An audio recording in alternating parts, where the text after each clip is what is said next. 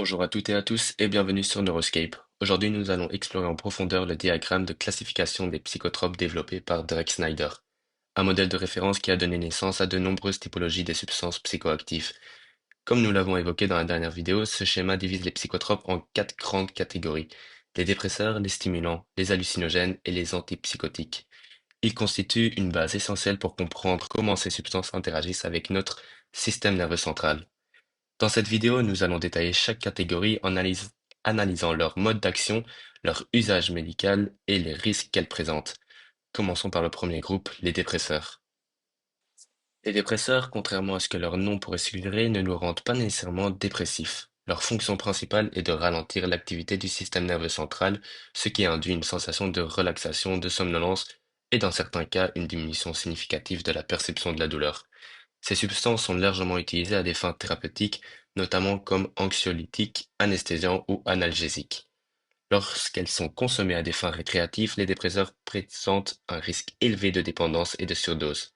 Néanmoins, même dans un cadre médical, un usage inadapté peut entraîner des complications, bien que ces risques soient mieux maîtrisés sous supervision médicale. Il existe ainsi trois grands sous-groupes des dépresseurs. Le premier sont les narcotiques analgésiques ou également appelés les opioïdes. Ces substances agissent directement sur les récepteurs opioïdes du cerveau, bloquant ainsi la perception de la douleur et procurant un sentiment intense d'euphorie et de relaxation. Parmi elles, on retrouve la morphine, l'héroïne, la codéine, la fentanyl, etc. Ces molécules dérivent des alcaloïdes naturels du pavot comme la morphine et la codéine. Par exemple, l'héroïne est fabriquée à partir de morphine traitée chimiquement.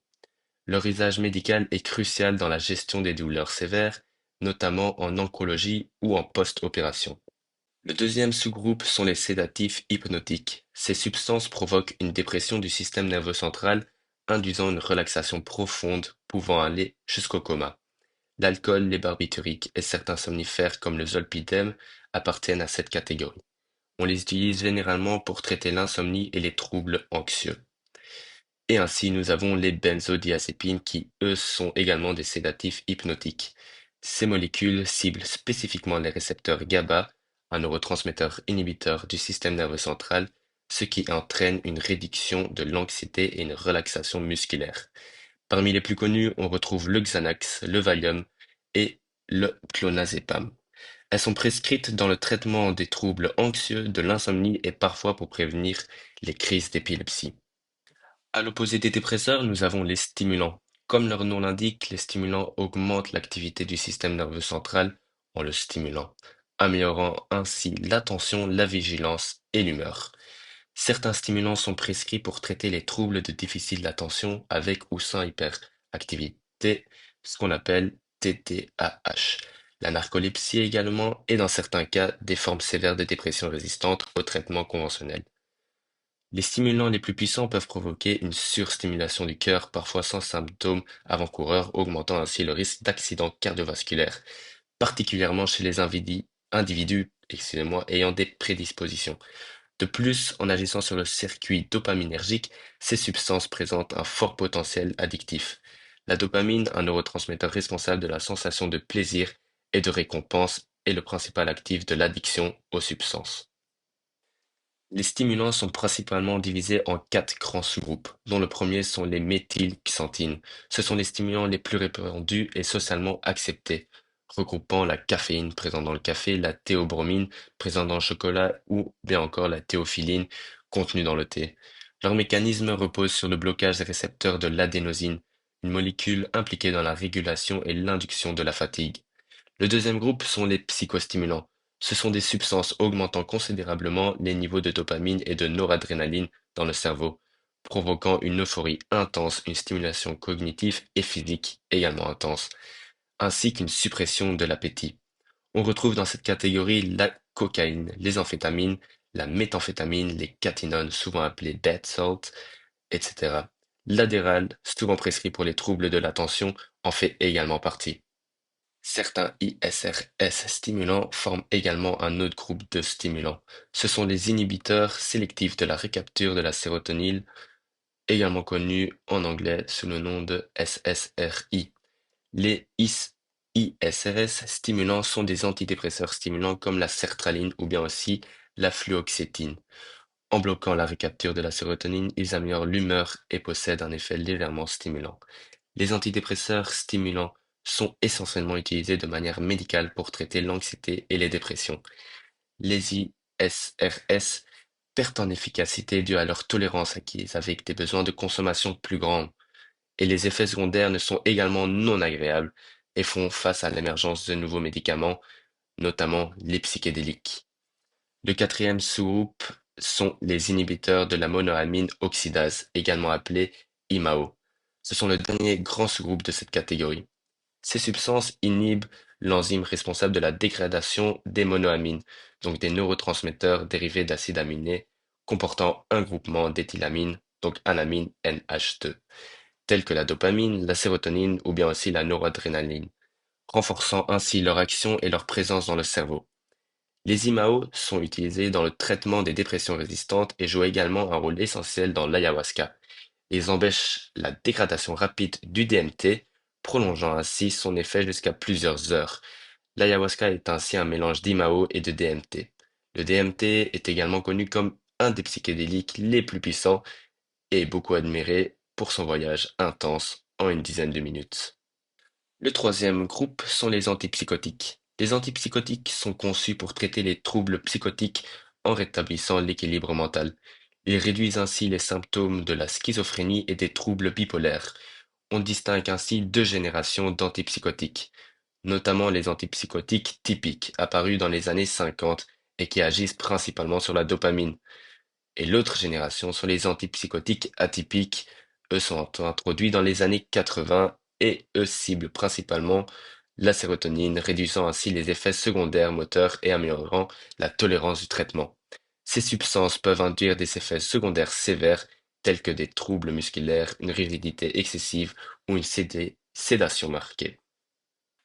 Ainsi, nous allons finir cette vidéo avec le dernier groupe, les hallucinogènes, un univers particulier bien à lui. Ces substances modifient profondément la perception, l'humeur et les processus cognitifs. Ils sont également appelés des perturbateurs, ce qui peut induire une plongée dans la conscience. Ces substances suscitent un regain d'intérêt dans la recherche scientifique et thérapeutique, notamment pour traiter la dépression, l'anxiété, le stress post-traumatique et les dépendances et les addictions. La MDMA est la substance la plus recherchée contre le syndrome de stress post-traumatique, également appelé SSPT ou plus connu sous l'appellation anglaise PTSD. Certes, la MDMA est un stimulant très puissant, je l'évoquerai ici dans le sous-groupe des psychédéliques, qui se trouve dans la catégorie des hallucinogènes, car il est un semi-psychédélique, dû à son fonctionnement neuronal qui se passe de la même sorte que les autres psychédéliques classiques. Ces substances montrent un gain d'intérêt pour l'utilisation médicale dû à leurs effets secondaires minimes, voire absents, contrairement aux ISRS qui, eux, peuvent induire des effets secondaires compliqués à gérer. Le principal danger des hallucinogènes est le bad trip, une expérience psychique intense et parfois terrifiante qui peut sembler interminable. D'où l'importance du set and setting, un état d'esprit adéquat et un environnement sécurisé sont essentiels pour une expérience positive. Il existe ainsi trois grands sous-groupes des hallucinogènes. Un d'eux sont les délirants, comme la scopolamine ou la datura. Ils induisent des hallucinations indiscernables de la réalité et une confusion extrême. Ces substances induisent souvent des hallucinations effrayantes. La scopolamine, un délirant souvent utilisé pour vandaliser une personne ou prendre possession de ses choix. Ces substances ne sont pas beaucoup utilisées de manière médicale due à leur historique, mais également moins fréquents que les autres hallucinogènes dus aux trip reports, abondants sur Internet qui peuvent être, dans la plupart des cas, bien effrayants. Les dissociatifs, eux, provoquent une déconnexion entre le corps et l'esprit. Les dissociatifs bloquent certains récepteurs comme la NMDA, entraînant ainsi cette sensation de dissociation. Les sorties de corps sont fréquentes pour les personnes ayant pris une forte dose. La kétamine en est la plus connue et est également beaucoup utilisée en médecine comme anesthésiant et de plus en plus pour les dépressions résistantes. Cette substance est également connue car elle est utilisée comme un anesthésiant pour cheval. D'autres dissociatifs sont le DXM, un ingrédient actif dans certains médicaments de la toux, ou bien aussi le PCP, également appelé Angel Dust, car il était utilisé comme anesthésiant mais a été rapidement banni dû aux effets secondaires intenses et compliqués à gérer. L'ibogaïne fait également partie d'un dissociatif et prend également de plus en plus d'ampleur dans le côté thérapeutique. Le dernier grand sous-groupe des hallucinogènes sont les psychédéliques. Ces psychotropes ouvrent l'accès à des états de conscience modifiés et des expériences introspectives profondes. Les psychédéliques sont des substances extrêmement fascinantes, tant sur le plan médical que pour leur potentiel d'exploration de la conscience. Leur effet principal est de modifier profondément la perception, les émotions et les pensées, ouvrant ainsi de nouvelles perspectives sur la nature de l'esprit humain. Les psychédéliques agissent principalement sur le système sérotoninergique, et plus précisément sur les récepteurs 5-HT2A. Cette interaction entraîne des hallucinations visuelles et auditives, une intensification des perceptions sensorielles, une introspection profonde et une altération du rapport à soi-même intense. Une dissolution de l'ego est souvent décrite comme une expérience spirituelle intense sous l'influence d'un de ces psychédéliques. Dû à leur principale action sur la sérotonine et non sur la dopamine, ces substances ne sont pas addictives. Le LSD, les champignons magiques, le DMT, etc. sont des exemples de psychédéliques classiques, alors que la kétamine, l'ibogaïne, la manitue-mouche ou bien encore l'MDMA sont des psychédéliques non classiques. Je détaillerai plus en profondeur dans des vidéos ultérieures sur le fonctionnement des psychédéliques. Ces substances revêtent un intérêt profond tant sur le plan médical que dans une quête plus intime, celle de la compréhension de l'être humain dans son rapport à l'univers et de l'univers dans sa propre nature. Elles ouvrent des perspectives nouvelles sur la conscience humaine, questionnant les frontières de soi et de la structure même de la réalité. Les psychédéliques nous amènent à des états modifiés de conscience et peuvent ainsi nous dévoiler des faces de la conscience qui sont encore méconnues. Comme son nom l'indique, psychédélique, rendre l'âme visible, ils peuvent nous dévoiler l'âme. Mais qu'est-ce l'âme exactement? Et qu'entend-on dire pas dévoiler ou montrer l'âme? C'est pour cela que cette chaîne YouTube sera essentiellement dédiée à la compréhension des psychédéliques avec notre monde, ainsi que de leur intérêt et de leur implémentation dans notre monde. Il est essentiel de préciser que ces vidéos n'incitent personne à prendre ou essayer quoi que ce soit, mais sont à seul but informatif et éducatif. Dans la prochaine vidéo, on se plongera immédiatement dans l'univers des psychédéliques et du voyage impressionnant dans lequel ils peuvent nous y amener.